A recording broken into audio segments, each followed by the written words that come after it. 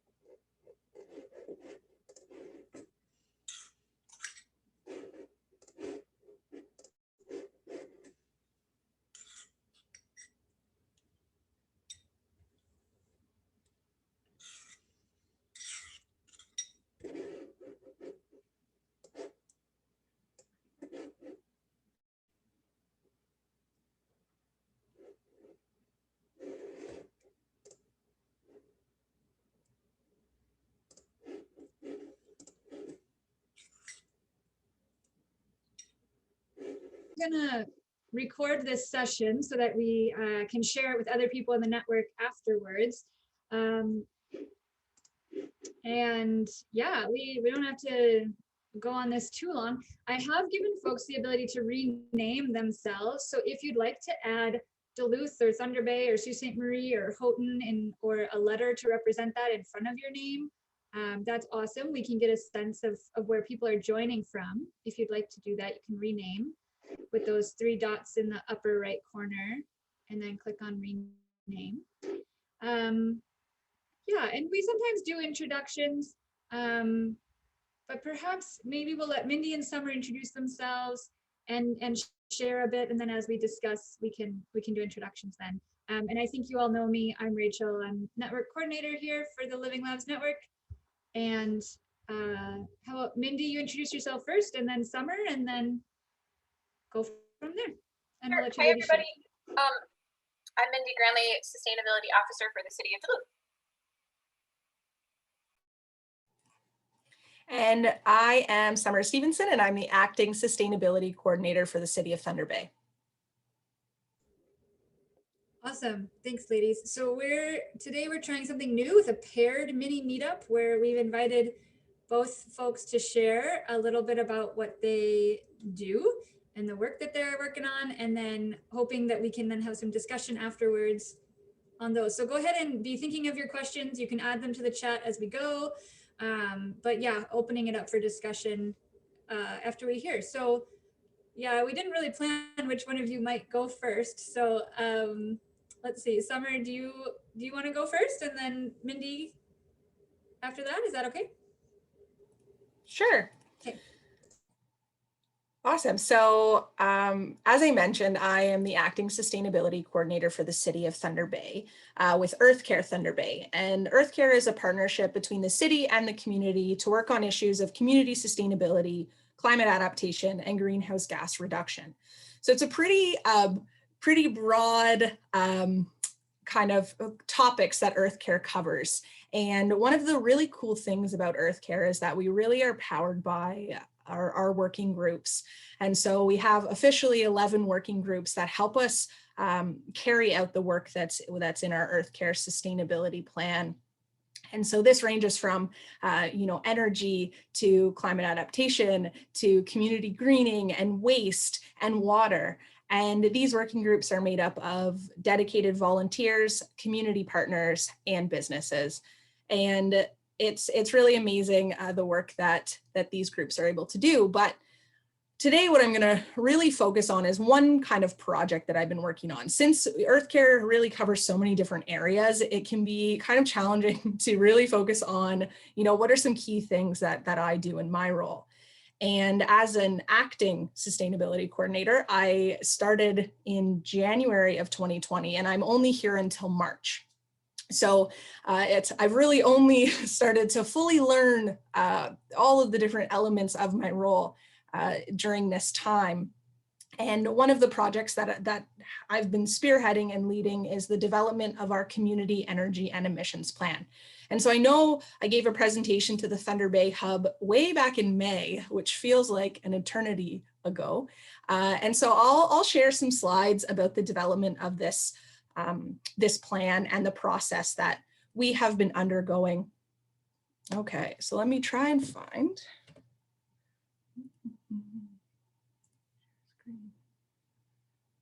Okay. Share. Oh, that's not the screen I want to share.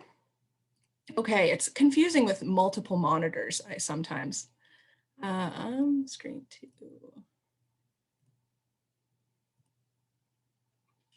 And so I will preface and say that this is the presentation that I often give to stakeholders who are not involved in a lot of energy work, not involved in sustainability, or maybe haven't really considered what greenhouse gas emissions mean, why we want to mitigate climate change, all of the different elements that go into what a community energy and emissions plan is. So I'll skim over a lot of this and really just provide an overview of the planning process that we have been undertaking, as well as some key data that we have found throughout the process. Back in May, when I gave the initial presentation, for those of you that were there, we really were at the very beginning stages of the development of the plan.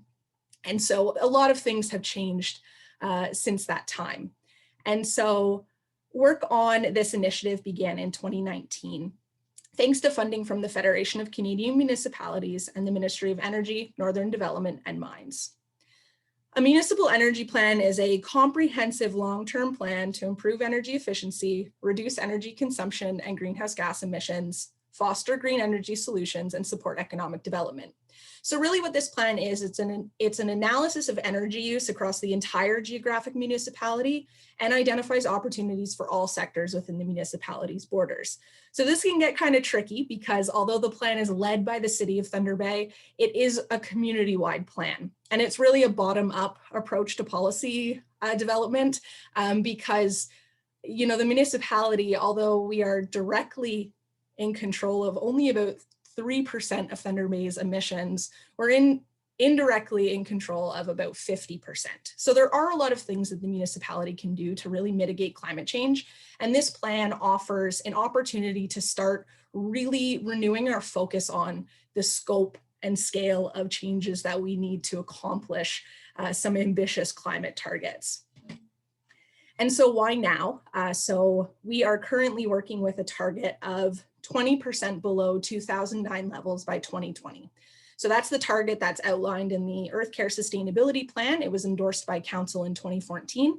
And what we have found is that we definitely need to really think about how emissions are produced within the city and what sectors to really target.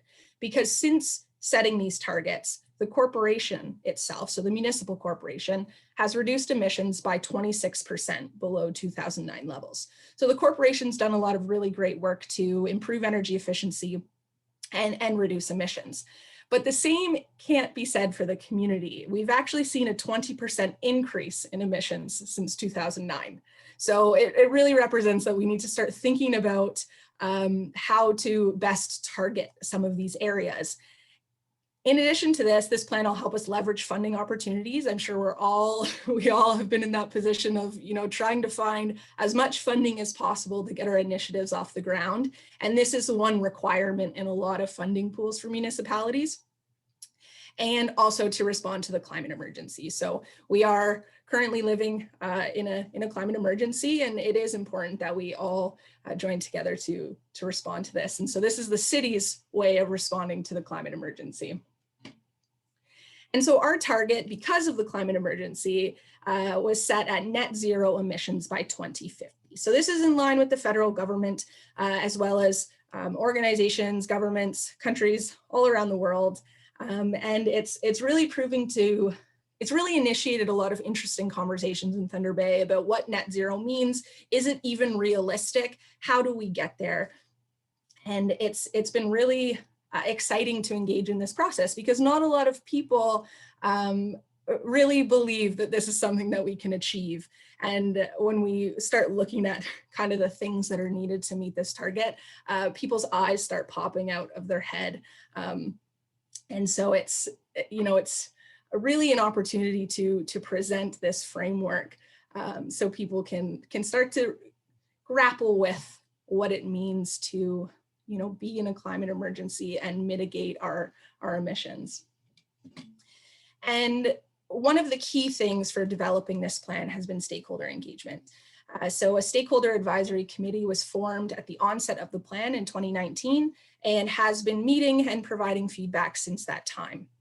And our committee is made up of industry leaders, folks on this call right now, are representatives from our EarthCare working groups, as well as representatives from the hospital, the health unit, and community businesses. So a lot of different folks sit around the table when we start talking about this plan, and it can be very interesting to see, how do we negotiate the perspectives of our activists that sit around the table with our industry professionals that may not be the ones that make the huge decisions about their industry's goals.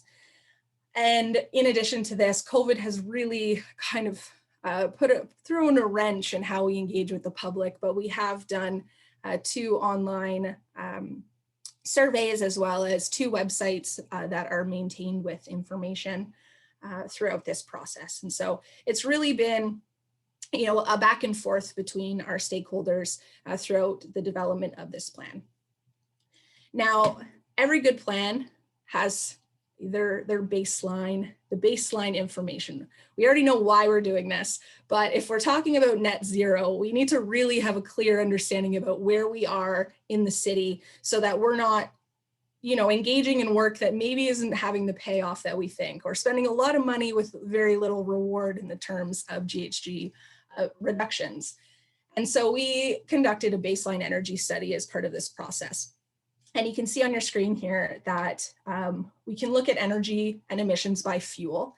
And so in Thunder Bay, our baseline year was 2016 to align with the last census. And it was all of the data was modeled out to 2050 to look at what our emissions and energy use will look like in a business as usual scenario. So looking at, anticipated electric vehicle uptake, policies that are currently in place, what are some factors that are already in place to start to model what our energy will look like.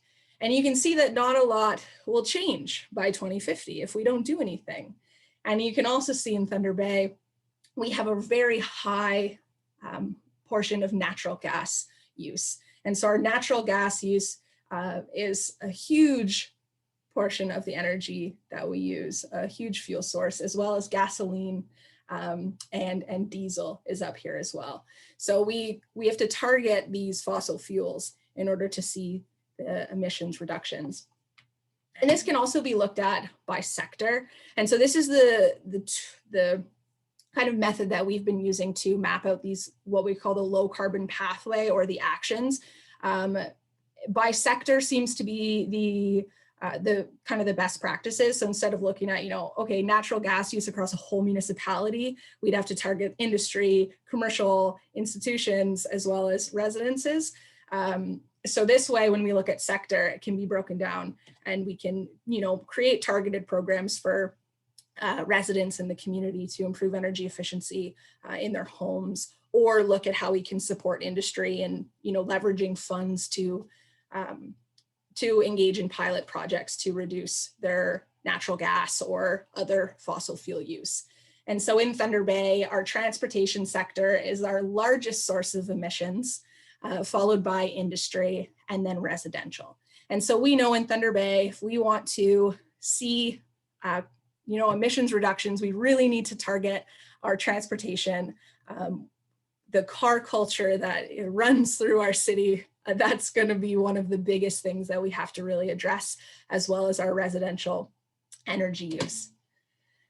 And so what this means is the low carbon pathway is the middle wedge between our business as usual plan, which takes us from 1,228 kilotons of CO2e emissions all the way down to 130 kilotons. So that's what we're working on right now, is how do we bridge this gap? How do we put policies in place, start thinking about policies that other levels of government need to put in place, and advocate on behalf of those so that we can see the nice green line trend instead of the blue trend. Or in our case, we've been seeing kind of an upward slope of emissions. And you can also see here that it's very steep between now and 2030, and that's because every bit of carbon that is released into the atmosphere from now until 2030 will have some significant impacts, as we all are aware. And so from this, there's 6 key actions that have been identified, and we are working on the fine details about how to implement these actions, the timelines, the community partners, potential sources of funding. But we do know that if we want to see about 75% reductions from 2016 levels, these 6 actions need to be implemented. And so we have to retrofit buildings with priority on pre-1980 stock. And that's all buildings, which is going to be a very ambitious task. Fuel switch water and space heating away from fossil fuels. Electrify personal vehicles. Increase efficiency of the industrial sector and fuel switch our combined heat and power systems, generate local renewable energy, and divert our organic waste to an anaerobic digester. So these 6 things will allow us to see the most reductions, but they also are accompanied by land use policy changes, active transportation and transit recommendations, and the like. So it's not just these 6 things in isolation, but really they're a part of kind of a whole host of actions that we can begin to explore. And so that leads us to, that's our next steps. Where are we going? We have 2 months left of our funding. So we have 2 months to really make sure that I would say all of our stakeholders, but I think that's setting my expectations too high, but the majority of our stakeholders are on the same page about the purpose of our plan, what we're realistically, looking at when we talk about, who implements these actions. But that is all to come. And we will be posting the second draft of this plan on our Get Involved platform. So this is the City of Thunder Bay's public engagement kind of platform. And that will be available in the coming weeks. We're hoping to have everything finalized by March 22nd. That includes a council endorsement to really communicate that this plan presents an important pathway for Thunder Bay and start to get some support and generate some excitement in the community. And so that's the major. Stop my sharing now. Yeah. So that's a Coles Notes version on a process that's been a year and a half long, and it's been really exciting to engage in this, especially as a new sustainability coordinator and really a new sustainability professional. So kind of coming in, being handed this project and having to learn as I go, working from home and through COVID. So it's been very exciting, and I'm really glad I got to to share it with everybody today. And if you are interested in kind of any of that baseline information, it's also available online. But I'm way over my time, so I'll pass it back to Rachel to hand it to Mindy. That's all good. Thanks, Summer. I see some really lovely and important questions in the chat, but I think it'd be great to let Mindy present, and then we can come back to some specific questions for each, and then get that discussion going. So Mindy, if you want to go ahead and share, don't worry everybody, I have seen the questions and we will get to them. I think I have so many questions. I could use up all my time by just asking Summer some questions. I'm really interested in the survey, so I'll send you a chat about that, Summer. I think you've done an amazing job in a year. Wow. Congratulations. Thank you. I'm like amazed. Okay, I'm trying to find my slides and how to, I think I'm stuck on my screen one over here. Okay, share screen. Hopefully you can see a lovely picture of Duluth Lake Rock right now. Is that working? Okay. Okay. Thank you for the invitation today. I know I was kind of more connected with this group in Duluth before I left my position at UMD, where I worked for 12 years to pull together a plan to reduce emissions and involve students in climate action at UMD, and recently took this role late February 2020, working for the city of Duluth in this brand new sustainability position. It is the first sustainability full-time position in the city. Luckily, I'm joining an organization that has had sustainability be part of some of their priorities in the past. But this is a brand new position, totally new, and hopefully I'll share a little bit in the next 15 minutes about how this position is helping increase capacity a bit, connect some departments, and strengthen partnerships, and also leveraging some external resources to work on some strategies for climate change. So thank you for inviting me. I know this isn't a group that I need to probably talk about the definition of sustainability to, but sustainability, I like to use the ecocentric model and think about how, our entire society and economy depends on a healthy environment. And nowhere is that more of a priority but in Duluth. So beyond just the climate change issue, sustainability to me is about people, and this is the sort of poster I tack up on my wall to think about.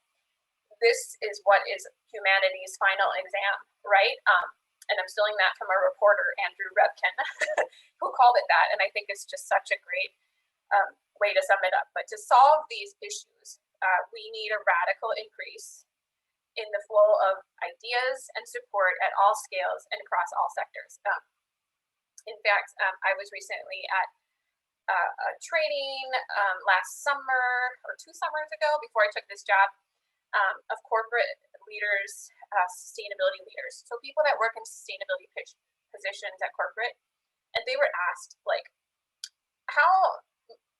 what change in rate of increase of change do we need to see to solve these problems to meet those sustainable development goals?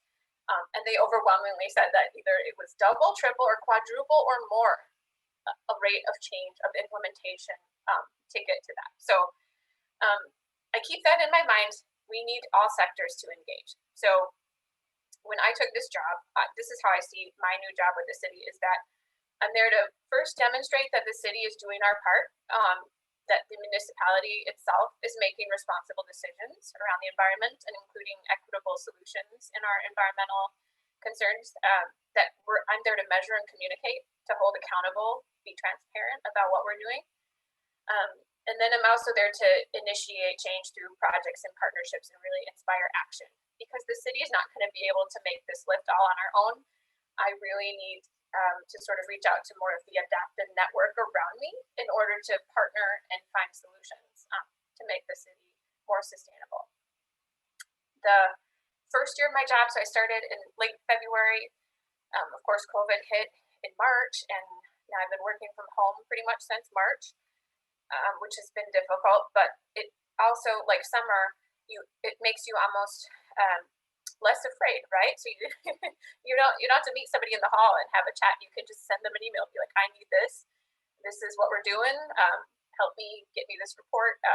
So it's made me, I think, a little bolder in what I ask of my colleagues, which is good. But in my first year, I really worked on getting our metrics, our ducks in a row, which are not all in a row yet.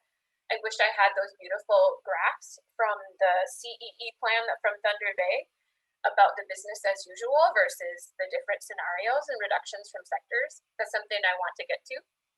But for now, the city's carbon goal through the Climate Mayors Agreement is to reduce emissions 80% by 2050. And as a municipality, we are on track to meet that. Of course, the city's emissions, the municipality emissions, are only about 5% of our larger community.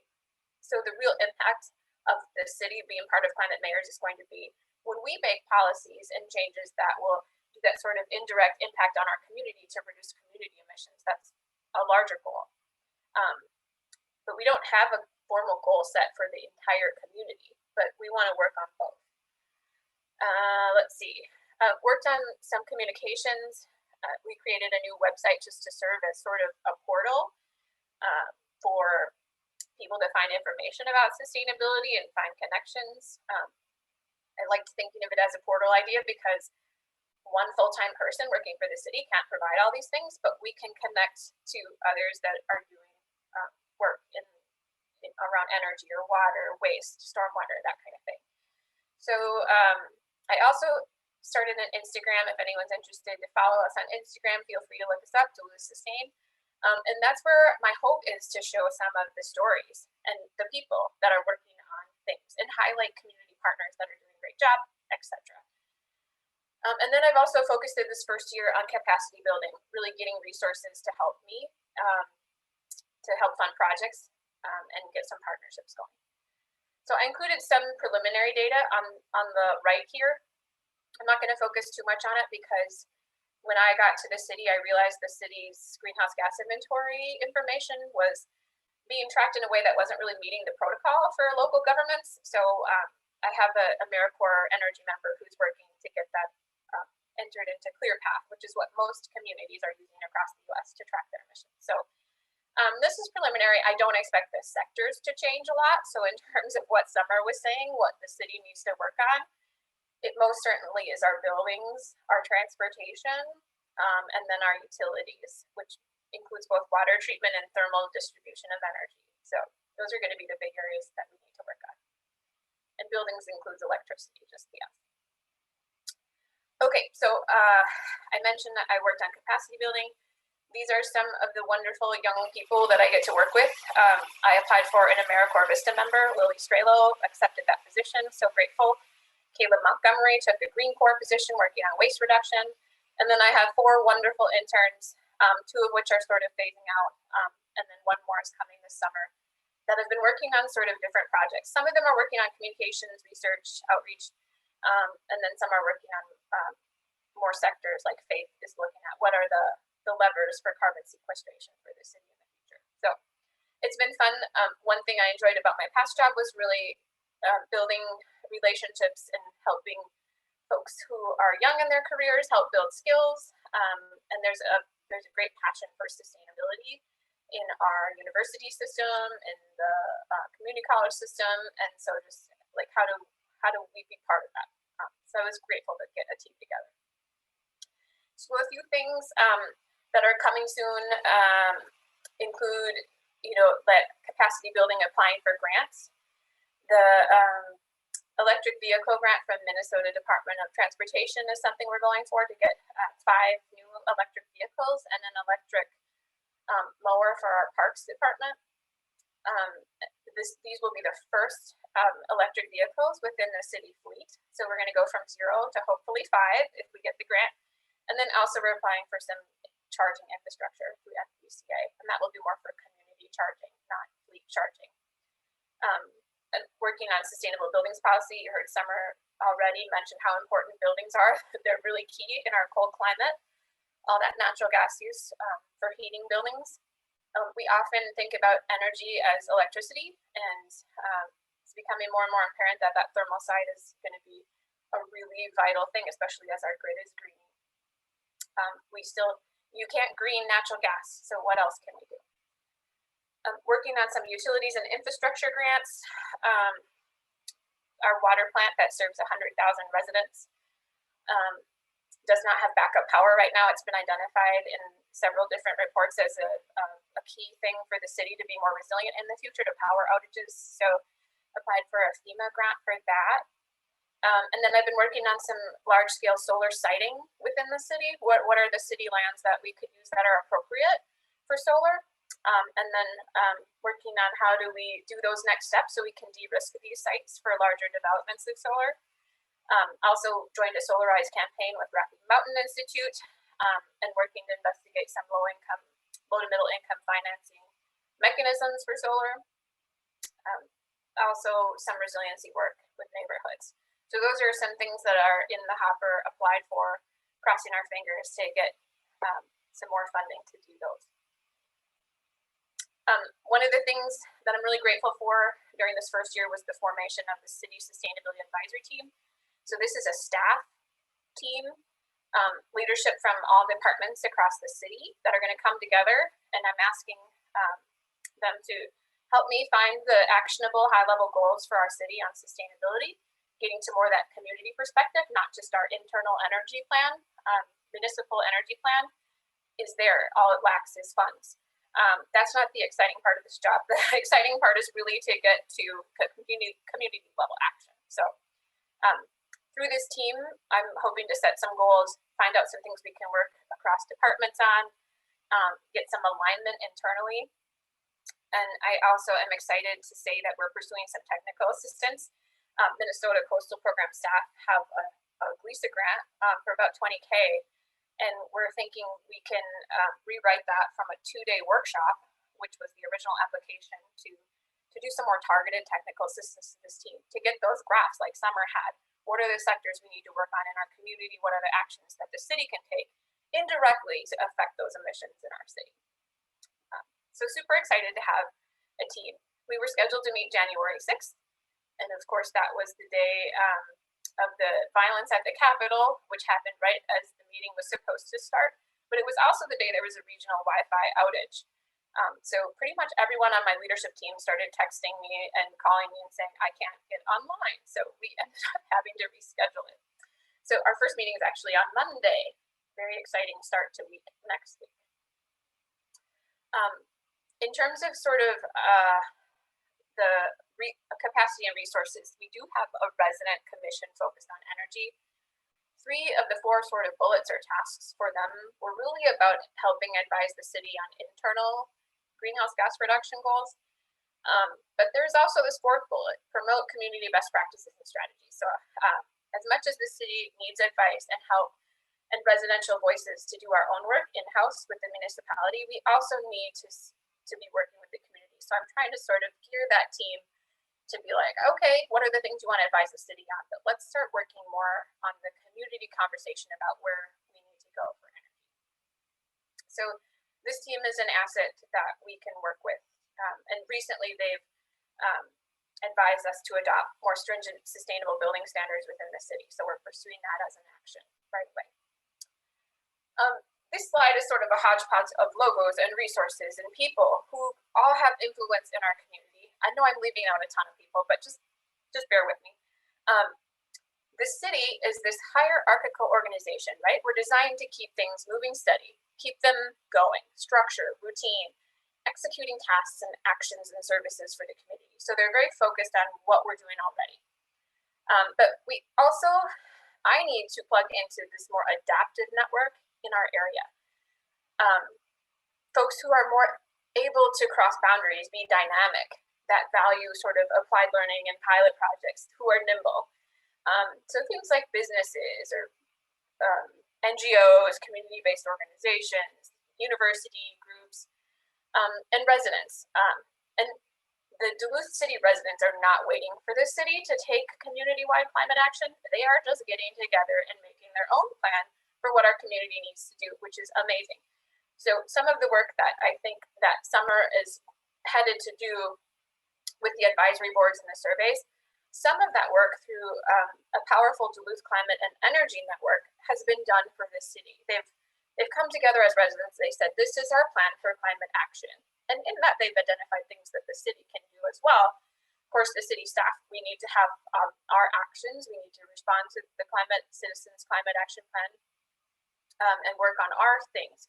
But it's really forward thinking for these residents to get together and create that.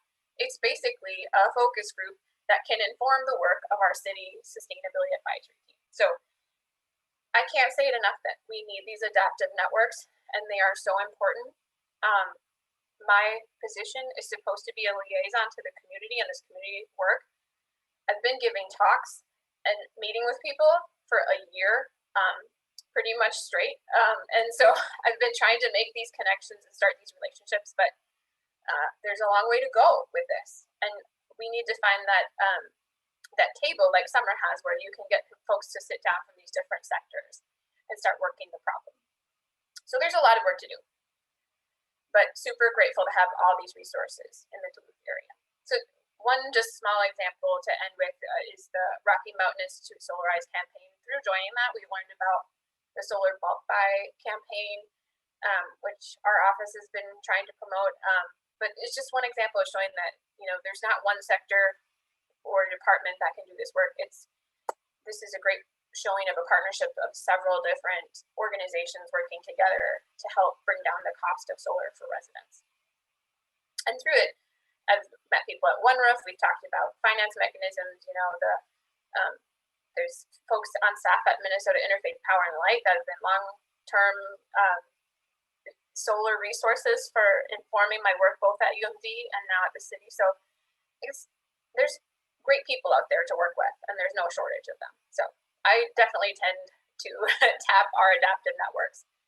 Okay, I'm going to skip a few slides because probably no one in this group needs to be convinced that climate change is real or that there's data that shows it's already changed. But the focus of a climate action plan and what I hope to get the city to work on together across departments is what are the actions we can take to mitigate climate change. Like Summer said, anything we do in the next 10 years is really helpful to slow climate change, but also we need to start adapting and preparing ourselves for what's coming.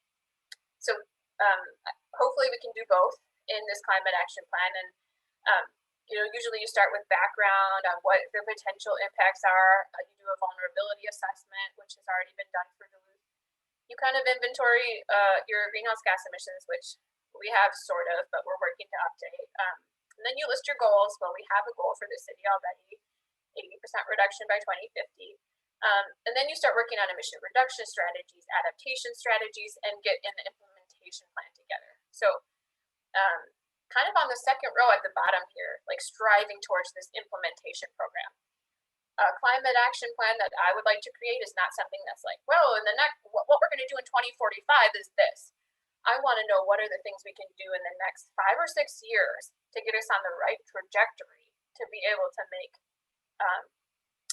to adapt, be resilient, and then also reduce our impacts for future climate change.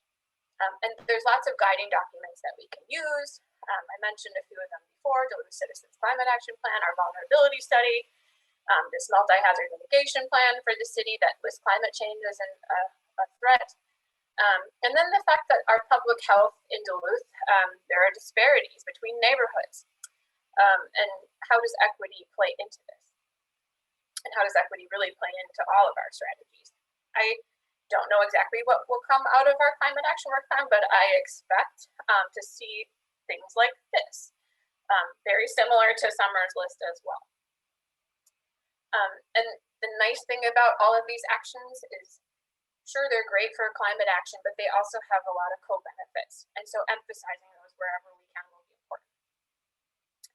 Recently read this book, just to end my little talk here, called All We Can Save. And it's just female writers who've been working on climate action and climate adaptation. And they all wrote essays about their jobs. And I found it so inspiring. So if you haven't read this book, go get it. But something that this writer, Christine Nieves Rodriguez, said it was, when disaster happens, the person right in front of you is your best chance at survival. And that's when you understand the times we're facing are going to require us to recognize the most important thing around us is community. This hit me really hard because I think of climate action as, what do we do for infrastructure? How do we change our energy sources? But working on community is also going to be a strategy. Community, neighborhood strength, resiliency, that needs to be one of our strategies too. And especially in neighborhoods with higher economic stress, with limited transportation, people with disabilities, older adults, and people who have been traditionally underserved. So how do we integrate that with all of our work is sort of the big thing that we need to be thinking about. So that's what's on my mind. Thank you for letting me share. Summer, you and I should probably have a session of our own just to talk through, how'd you do that? How'd you do that? Because that would be really fun for me. Because I feel a little bit alone. There aren't a lot of people doing this work in our area. So maybe we could arrange that. Thank you. Thank you, Mindy. Thank you both. This is so helpful. Yeah, the chat is sort of alive with suggestions as well for both of you, which is exciting. So we are hoping to go to like 3:50, 3:55-ish today. So we've got 10 to 15 minutes. And I would love to get into some questions here, but I also, as like part of the reason we're doing this is for people to recognize each other's faces and what they're doing in different hubs too.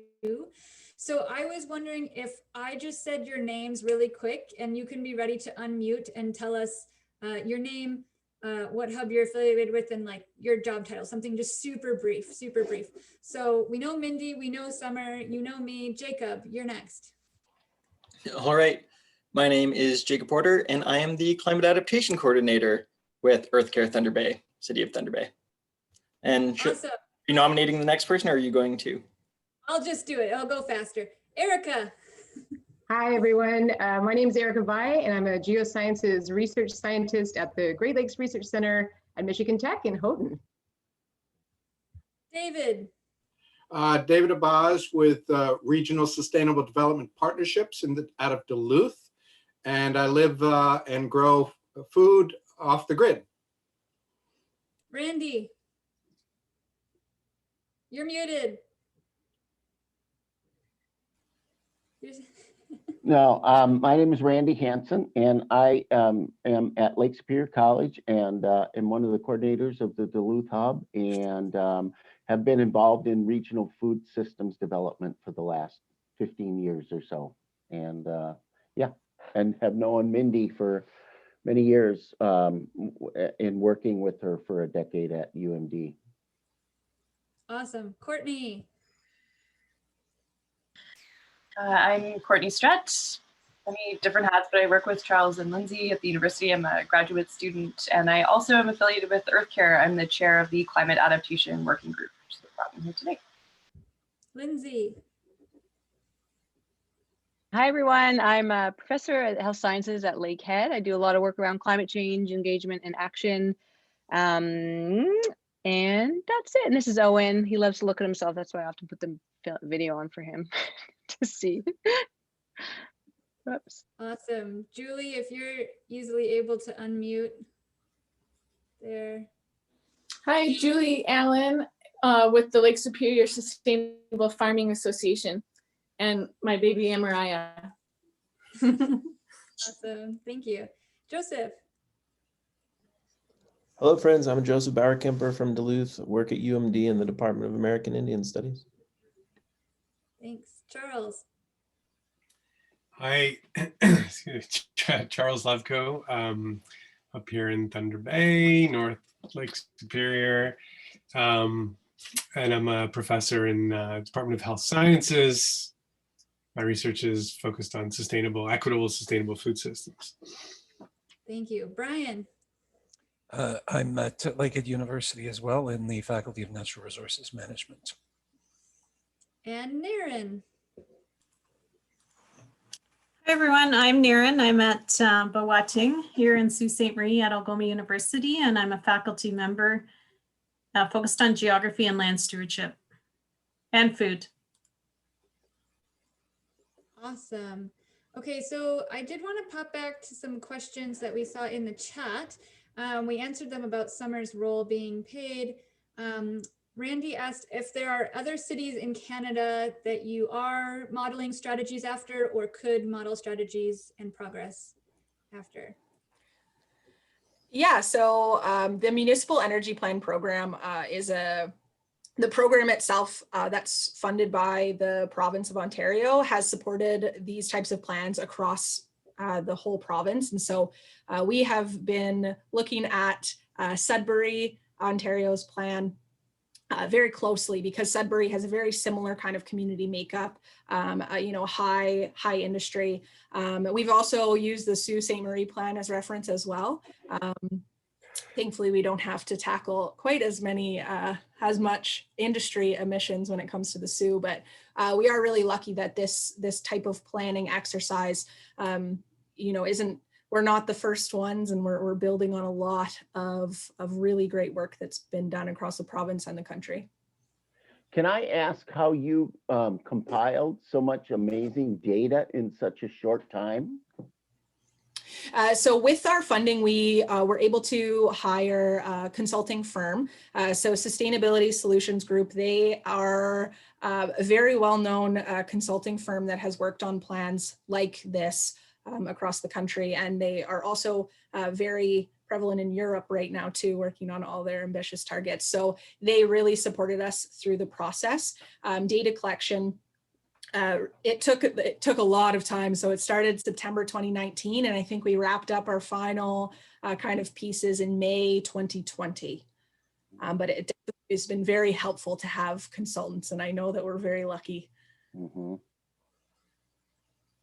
Yeah, so following up on that, Summer, there's a question here about why divert organic solid waste to an anaerobic digester instead of composting it aerobically, and then questions about methane versus CO2.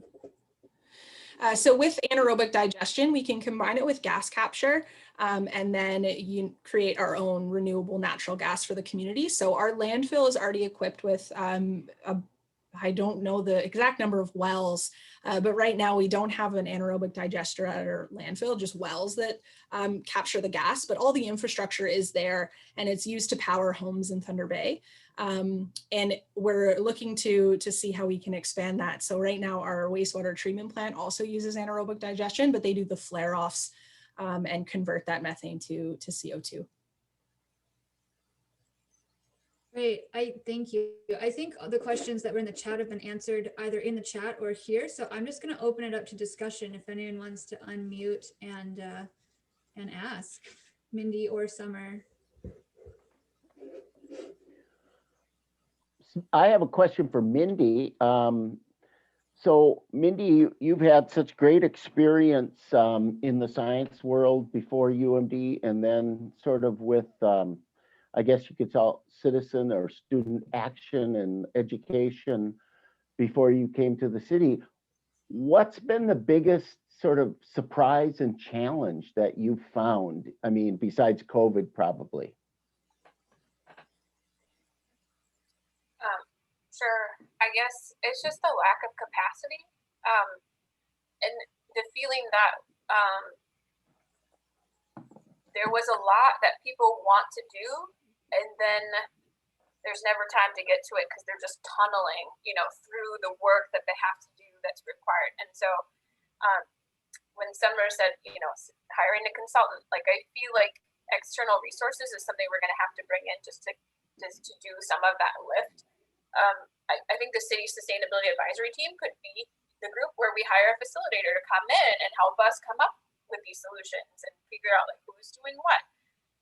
The siloing that I thought was so terrible at the university, like no one could be worse than the university when it comes to siloing, right? But it's way worse in city government, like way worse, I feel. So breaking down silos is a barrier. I'm trying to do that. I think I need external resources to get it done because I'm not going to get a salary line to have an adaptation coordinator. Although if I do, come and knock it on Jacob's door. Just kidding. But I would love to have somebody just to focus on adaptation. There's great ideas for projects. One is, Duluth has this huge brownfield site called US Steel. It's a perfect place to put large scale community solar. There's all these hoops to jump through to get it to a place where you could ever develop it, but no one's really assigned to it. I could probably spend 5 full-time years working on that to get that done, but I can't. I have to do communications and outreach, and I have to, you know, respond to media requests, and then I have to do my greenhouse gas accounting, and then I have to, you know, get my climate action plan. So there's projects, but there's not people and resources to put them on. It sounds Would like love to have a neighborhood resiliency coordinator, somebody to just be doing community-led research and bringing in what do neighborhoods really need? What should the city be providing? We know where vulnerable people live in the city. What are the things that we could do to make their neighborhoods better? And that might intersect between green infrastructure, stormwater, tree planting, beautification, you know, housing stock upgrades. Like, so yeah, there's incredible workload. The siloing and just lack of capacity have been shocking. It sounds like the Biden administration is going to free up a huge amount of climate-related resources, money that can be accessed by a city like Duluth. Have you guys, I'm that sure would be you're thinking and wonderful. working. I'm tracking it, watching it very closely. We're part of Climate Mayors Group nationally, so we get updates on that. The problem is, I've heard that will come through existing funding sources. Who's the person that's going to spend the time to write the grant, administer the grant, and do the work? If we don't have capacity, we will be locked out of all of that stuff.